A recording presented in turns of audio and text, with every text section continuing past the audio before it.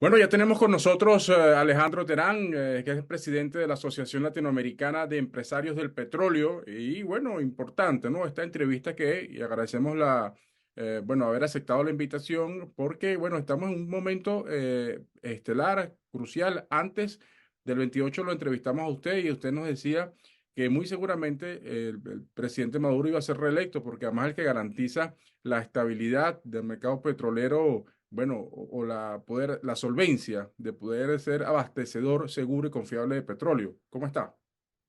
Bueno, muchas gracias, Michelle. Gracias por este tiempo. Bien contento porque hemos tenido una semana muy difícil en el mercado energético y una semana muy difícil en la política venezolana. Y eso que yo aseguré en una oportunidad que dije que Maduro era la estabilidad energética del país, lo demostró lo que sucedió el pasado 29.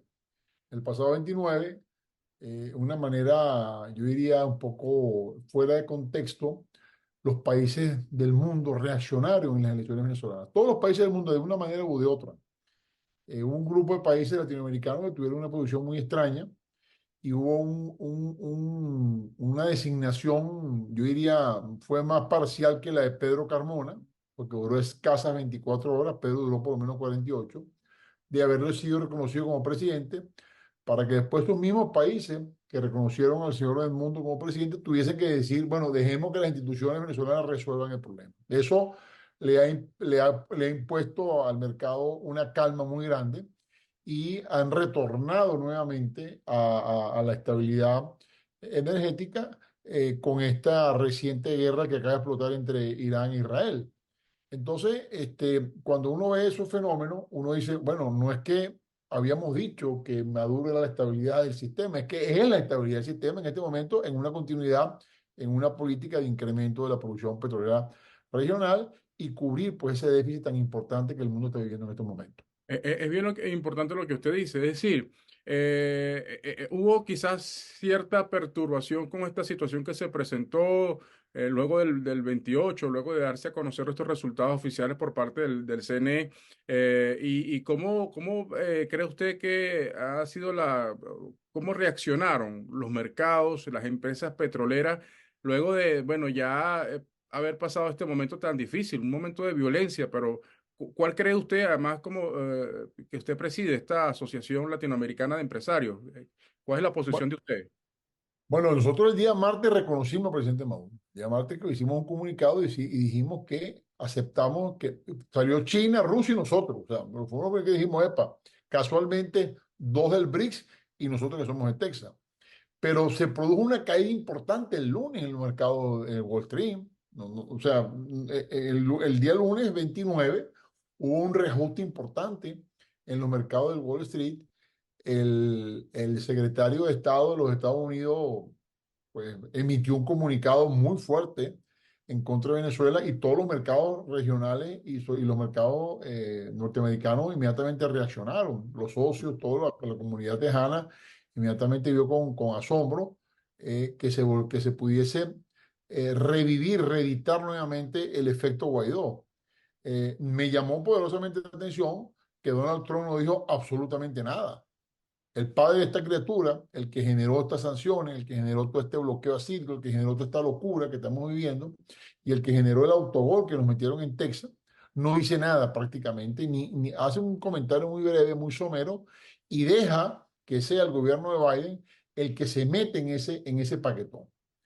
Los mercados sufrieron una caída muy importante el día lunes y martes, que cayeron las tecnológicas, el precio se deprimió y ahí viene un componente adicional que no estaba en la ecuación, que fue la bomba que le metieron y la muerte del líder de Hamas.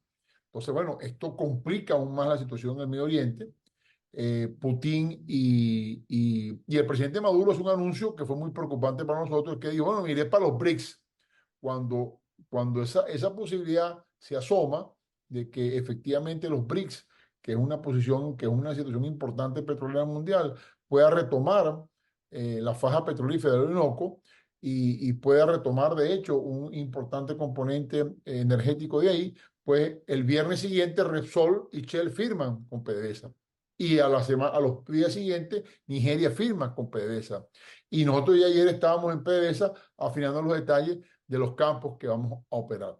Yo creo que esa tragedia, porque es una tragedia, ese Pedro Carmona 2 que vivimos nosotros del 28 de julio a la semana siguiente, pues generó una inestabilidad de mercado y peor aún, confirmó, o mejor aún, perdón, confirmó de que era imposible tener un acuerdo energético con estos señores que falsificaron actas, una cantidad de cosas extrañas que aparecieron en unas páginas web y declarándose, hubo un intento de guarimba en Venezuela y todo eso pues alertó mucho a los mercados y el sacudón fue tan grande que pues se confirmó y se ratificó que esa estabilidad reposaba en el gobierno de Maduro y retomó nuevamente la discusión, retomó nuevamente la calma y yo siento que esta semana que viene y el mes de agosto, lo que queda, puede ser muy positivo para los próximos pasos que vamos a dar en materia energética. ¿Cuál es, cómo cree que se va a desarrollar justamente el mercado petrolero con estas inversiones que ya usted ha comentado, con la invitación que le ha hecho el presidente Putin al jefe de Estado venezolano, esta inversión de Nigeria, y bueno, y el tema también de las licencias que se siguen entregando? ¿Cuál es el promedio de licencias que se entregan? Un poco para explicar ese proceso. ¿Se siguen entregando Bueno, licencias? sí, hasta ahora estamos en proceso de aprobación. Nosotros fuimos aprobados para firmar y estamos en proceso de aprobación, en definitiva, más de 45 empresas medianas y grandes de los Estados Unidos. Aquí lo que tiene que venir y esto ha permitido que suceda es el reacomodo operativo de PDVSA. PDVSA tiene que de alguna manera hacer un reacomodo operativo porque la inversión que requiere el país en los próximos 5 años está alrededor de los 50.000 millones de dólares, ¿no? Entonces tenemos como que revisar todos esos contratos que se otorgaron y reeditar, resetear la operación PDVSA para aprovechar las capacidades instaladas que tiene la industria, ¿no? La industria puede solamente en el estado de Suátegui, retomando las operaciones básicas del estado de Suátegui, montarse en 1,5 millones de barriles. Pero aquí hay que llegar a un acuerdo con las materias primas, con los diluyentes, aquí hay que llegar a un acuerdo con el tema del puerto, y hay que resolver el tema de la aviación, eso hay que resolverlo, o sea, esto hay que sentarse a resolver el tema de la aviación, trasladar personal de un lado a otro. Yo te voy a poner este ejemplo a ti ahorita y lo digo con un comentario positivo, no de manera de crítica. En Israel, en este momento, a final de este mes, termina una parada de planta. En Israel, en este momento. Es una parada de planta de 45 días. En esa parada de planta, 5.000 hombres, a razón de $10 la hora, fueron trasladados del estado de Anzoátegui a Israel. 5.000 hombres, de los cuales 500 son soldadores, en su gran mayoría excontratistas de PDVSA. ¿Qué te quiero decir con esto a ti? Israel, que está en una guerra en este momento, la estamos viendo ya, uno de sus grandes proveedores de servicios, que son la gente de Total y Shell, para sus paradas de planta, es decir, para su rebumping en las plantas, llevan personal venezolano. Eso es para una producción aproximada de ellos allá de casi 800.000 barriles. Esos ingenieros, técnicos, obreros, de todo tipo que salen de Venezuela, que van por 45 días, un periodo de trabajo para allá, y regresan en 45 días con 4 o 5 mil dólares en el bolsillo, porque son $100 diarios que están ganando más o menos. Oye, le dan un impulso a esa industria petrolera que está en una guerra en este momento y se están preparando para una guerra. O sea, fíjate la consecuencia de ese efecto. Ahora, en este país, en este momento, que necesitamos llevar nuestro petróleo a 1,5 millones de barriles, tenemos una cantidad de muros de contención generados a lo interno. Entonces, yo creo que el gobierno nacional va a convocar en los próximos días a un gran consenso de operaciones, a un gran consenso de reediciones para que nosotros podamos enfrentar esos nuevos rebumping petroleros que son perfectamente viables y mucho más fácil que en Israel, porque la capacidad instalada está. O sea, eso lo hemos repetido varias veces. Lo que, Venezuela tiene las condiciones para incrementar digamos, la producción. Para este año, ¿en cuánto cree usted que podría cerrar? si nosotros hacemos, te lo voy a repetir, Israel acaba de tomar 5.000 hombres del Estado de Suátegui. Están en Israel en este momento, están teniendo, a final de mes regresan todos para acá. Si nosotros a final de mes tenemos los contratos firmados y soltamos los 60 taladros que tenemos en Anzoátegui y Monaga, por ahora, ¿verdad? Y con esa tubería de capacidad instalada que hay, a final de año, tranquilamente, con una inversión controlada, con una inversión revisada con una compra y pago del crudo. No es lo mismo venderle crudo a China que vender el crudo a los Estados Unidos. Para que tengas una idea, a China se lo vende a $25 de descuento, a Estados Unidos se lo vende con 8. O sea, tú te ganas 17 veces más con los Estados Unidos. Entonces, tú tienes que pensar un poquito también en la estrategia de mercado. O sea, si tú logras hacer ese tipo de inversión y el comprador adelanta el dinero que está dispuesto a hacerlo, nosotros a final de año estamos en 1.500.000 dólares. Tranquilamente, para empezar el año 25 y llegar al año que viene a los 2,5 millones. Eso es viable. O sea, no estoy diciendo nada que no es posible, porque ya lo más difícil de todo, Michelle, es que los pozos están elaborados. Eso es lo más difícil. O sea, entonces ya están hechos 16.000 pozos en la fase petrolera de Orinoco. 16.000 pozos petroleros. Ahora, ¿cree usted que va a cambiar la política o sigue cambiando? Le pregunto la política de Estados Unidos, del gobierno de Estados Unidos, además que estamos en un año electoral en los Estados Unidos. ¿Usted cree que va a cambiar esa política? Es decir, a lo más racional, a lo más concreto, ¿no? Digamos, irse definitivamente de eso abstracto de apoyar a este, ahora, como usted dice, Carmona 2, una cosa ficticia, imaginaria. Bueno, yo creo que Trump se dio cuenta que lo engañaron, ¿no? Fíjate que no ha dicho nada. Trump no ha abierto la boca. Trump le entregó 30.000 millones de dólares a unos señores que todavía no han reportado qué pasó con la plata, ¿no? Blinken comete el error de decir que ganó el mundo las elecciones y cuando va a ver las actas son falsas. Entonces el tipo dice, se cayó la boca y sale ahora un funcionario del Estado, del Departamento de Estado, diciendo, bueno, él no quiso que reconocerlo, él le dijo que parece que sí, pero vamos a ver qué pasa. O sea, ese tipo de cosas, hermano. Y después México, que fue una posición muy razonable, pero viene Brasil, Colombia. Milei, o sea, Milei tuvo que recoger vela. Cuando todo el mundo el lunes decía que el presidente era el mundo. Entonces, yo creo que esos errores eh, eh, provocados por una situación de irresponsabilidad política, unos señores que no quiero calificar en estos momentos, oye, generaron una alteración de mercado tan importante, una caída en la bolsa en los Estados Unidos, un repliegue petrolero importante, oye, que yo creo que debemos, los líderes del mundo, tenemos que tienen que empezar a entender que un señor que ponga una página web con 5 actas escaneadas, donde entre otras cosas, el presidente Maduro no había votado, según esa página web, el presidente Maduro no votó. Bueno, yo creo que ellos se dieron cuenta que estaban en manos de unos irresponsables y empezaron a recoger. Y te digo una cosa, el TCJ ha recibido los elementos probatorios y todo el mundo en este momento ya no pide acta, pide que el TCJ se pronuncie y van a respetar la decisión. Entonces, oye, esa semana de tertulia que vivimos, de locura, los líderes se dieron cuenta, espérate, estos señores están, o sea, yo creo que la posición en este momento del señor Edmundo y de la señora Margarita es muy triste y muy lamentable. Nadie los respeta, igual que el show Guaidó, que fue un evento la semana pasada y prácticamente lo sacaron a piedra, o el señor Leopoldo López, que estuvo allá en España pidiendo sanciones y la misma gente lo votó, lo corrió del evento. Entonces, oye, yo creo que los líderes están viendo ese tema y por supuesto lo que yo decía, y lo ratifico, la estabilidad energética de un mercado como el mundial pasa porque haya una estabilidad en el gobierno del presidente Maduro que permita que avancemos en los proyectos que estamos desarrollando en estos momentos. Mira, ¿qué va a pasar con la gente? Se pregunta, ¿qué va a pasar? Me escriben, por ejemplo, me escriben por acá, Alejandro Terán, ¿qué va a pasar con el tema cítrico? ¿Qué va a pasar con el tema Guaidó? La investigación contra Guaidó continúa, eso se Sí, sí, detiene, claro. No, continúa esa no, investigación.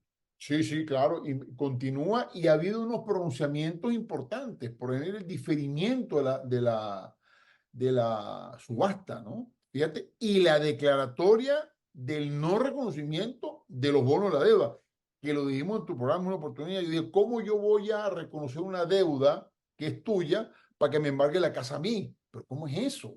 Eso lo hablamos en tu programa. O sea, básicamente el principio de los bonos de circo era que como tú te endeudaste, pago yo porque trabajo contigo. Bueno, pero imagínate tú, pues, ¿no? Entonces la Corte de Nueva York acaba de dictaminar la nulidad de esa creencia. Entonces, claro, Horacio Medina dice, nos dimos nosotros, no, no, hermano, o sea, eso no es porque tú lo hiciste, eso es porque empiezan a darse cuenta políticamente del error que constituiría para los Estados Unidos y del alto gol, que lo hemos dicho varias veces, entregarle a Citgo para que la desmantelen a 90 días del invierno. Ojo, estamos a 90 días y 10 bajo cero. No nos olvidemos de eso. Entonces, todo ese movimiento estratégico que tú estás viendo en los Estados Unidos, a mí lo que me da, esta semana en Texas va a ser importante, a mí lo que me da el olfato es que el gobierno está entendiendo que más temprano que tarde, en los próximos días, en las próximas horas, y yo calculo no más que 30 días, ya deben haberse sentado unos acuerdos, debe haberse emitido un pronunciamiento con respecto a la elección venezolana, debe reconocerse el presidente Maduro que fue el que ganó, ya listo, se ganó, y entonces empezamos la nueva etapa de cambiar esa política equivocada, intervencionista, errónea, y guiarse por unos señores que la información que llevan no es correcta. Y eso es lo que está sucediendo en estos momentos. Importante. Bueno, eso es interesante, ¿no? Además, una lectura, porque tiene que ver, lo político tiene que ver con todos estos contratos, ¿no? Porque quizás, usted lo mencionaba también, son inversiones que se hacen en el sector petrolero a mediano y largo plazo. A nadie le conviene la inestabilidad. No, además, no solamente eso, además, no solamente la instabilidad, te voy a poner este ejemplo. Nosotros estamos tomando un sector de la faja petrolífera que hay que manejar unos 3.000 a 4.000 pozos petroleros. Estamos hablando de casi 230.000 barriles diarios en los próximos 2 años. Una inversión social importante en esa población, porque hay que invertir en carreteras, en vialidad, en servicios, una inversión importante en infraestructura que van a ser las transnacionales, una inversión importante en sueldos debidos y acordes. ¿Cómo tú compites con unas empresas internacionales que están pagando $100 diarios y tú le pagas aquí a un obrero $100 al mes? Entonces, oye, tú tienes que entrar en un proceso de adecuación. Si en este momento hay que, óyeme esto que estoy diciendo, tirar la soldadura de Oritupano Leona al tanque de José, no hay soldadores en Venezuela. Entonces, la industria petrolera es un sector integrado. No podemos, estoy diciendo, disculpa, nosotros no podemos pensar, no, es que PDVSA Oriente, Occidente, no, hermano, ¿dónde mete a la gente? ¿Dónde la busca? Entonces, hay que sentarse estratégicamente a valorar esto. Oye, Alejandro, ¿por qué tú crees que Elon Musk está tan interesado que uno se mete en esa cuenta en X y uno dice, oye, este señor, bueno, en Haití ha ocurrido una tragedia? Ahí, no sé, ya han pasado años, no hay elecciones, hay una tragedia humanitaria y Elon Musk no dice nada. ¿Por qué, Bueno, hermano, por qué su fijación con Venezuela? porque el amor y el interés fueron al campo un día más por interés que el amor que le tenía. Elon Musk tiene un problema gravísimo en ese siguiente, ¿no? Y la gente no lo sabe, porque bueno, el tema es, él necesita sus baterías para los carros Tesla que no las consigue. Y la batería, la batería de los Tesla es básicamente litio, que está en Argentina, por eso le pasa la mano al señor Milei, y en Venezuela.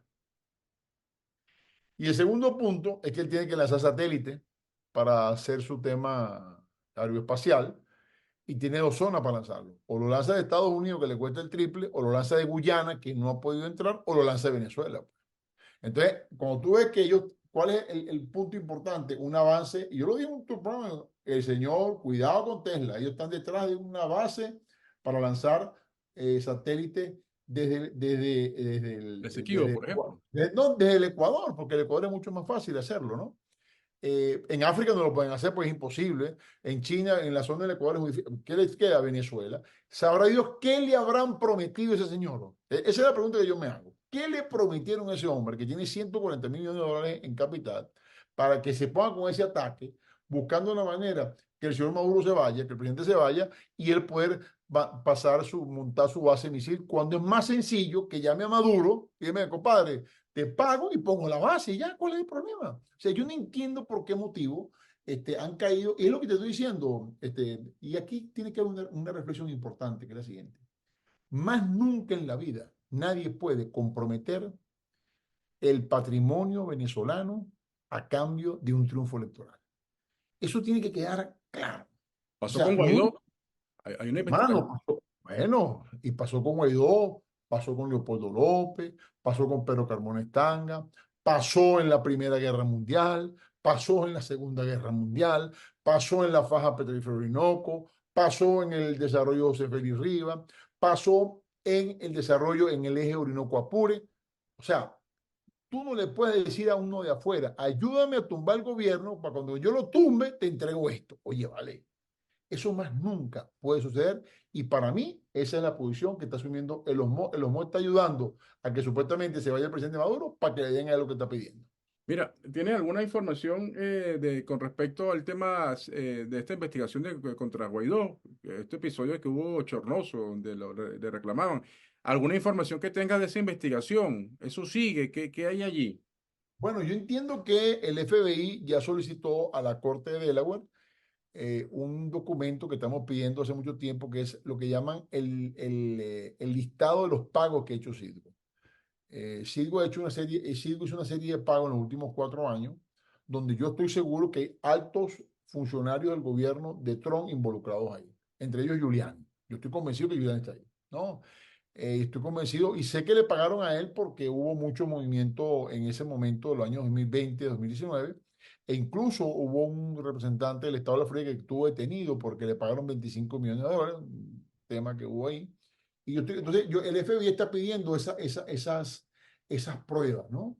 Y están buscando, recabando, a ver de dónde, de qué cuero salen esos zapatos, ¿no? Evidentemente la Corte de Delaware y en el que actúa ahí, que es Circo ad hoc, que llamo yo, especial, pues no ha logrado sacar esa información porque no le conviene que eso salga. Y lo que se han dedicado es a sacar comunicados diciendo de la exitosa defensa que ellos han desarrollado en los Estados Unidos, cuando todos sabemos que eso es mentira. Todo lo contrario, más bien ellos estaban entregados en la subasta, más bien nunca actuaron en contra de la subasta. Lo que pasa es que los Estados Unidos se dieron cuenta, el Departamento de Estado y sobre todo el Departamento Energético, que si ejecutaban así con la banca y la despedazaban, el galón de gasolina iba a llegar a $10. Así que yo creo que eso es totalmente, en cualquier momento debe producirse antes de final de año una decisión en ese sentido.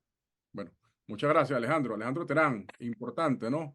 Este tema, en Texas hay mucha esperanza, en Venezuela, Bueno, ¿no? aspiramos firmar con el presidente Maduro a final de mes y vendrá una importante delegación tejana, lo digo el día de hoy, lo anuncio, una importante delegación tejana, sombrero colocado para venir a producir petróleo en Venezuela como debe ser. Bueno, gracias, Alejandro Terán, presidente de la Asociación Latinoamericana de Empresarios Petroleros. Ha sido un gusto en su espacio en